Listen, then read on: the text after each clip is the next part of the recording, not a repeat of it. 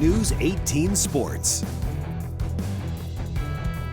Good evening and welcome into sports. Big Ten Conference action continued tonight as Coach Katie Geralds and Purdue women's basketball welcomed Juju Watkins and the number 4 USC Trojans into Mackey Arena.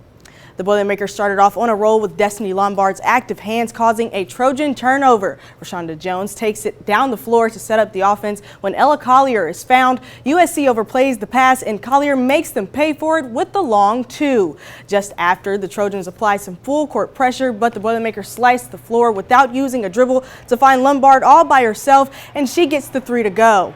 Lombard would not stop there as she keeps it this time for herself and gets the floater down the lane to go. But with just over 4 minutes left in the first quarter, Lana McCarthy and McKenna Layden go back and forth for a little bit before McCarthy puts it up as the shot clock expires, and guess what? It is good. Purdue leading 14-10 at the 2-minute mark when Kendall Puryear drives it hard down the lane, spins off the defender, and lays it in. Purdue wouldn't be able to sustain that momentum as USC would go on to win that game 79-37.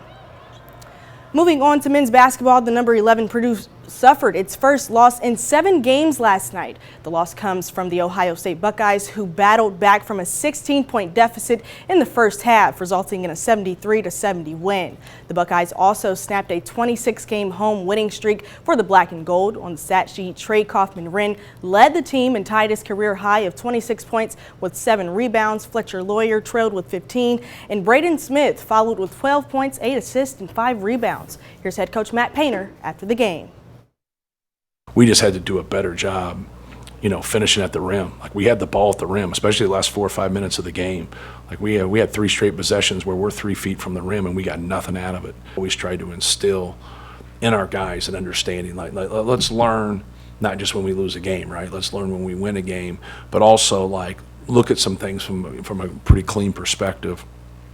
When in this game here, there were some good things that happened for us. Like, the ball was getting to where we wanted to get the ball.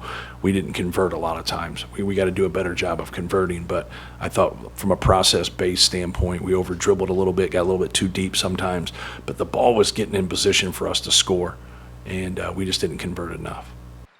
Trey Kaufman-Wren spoke on playing through different time zones.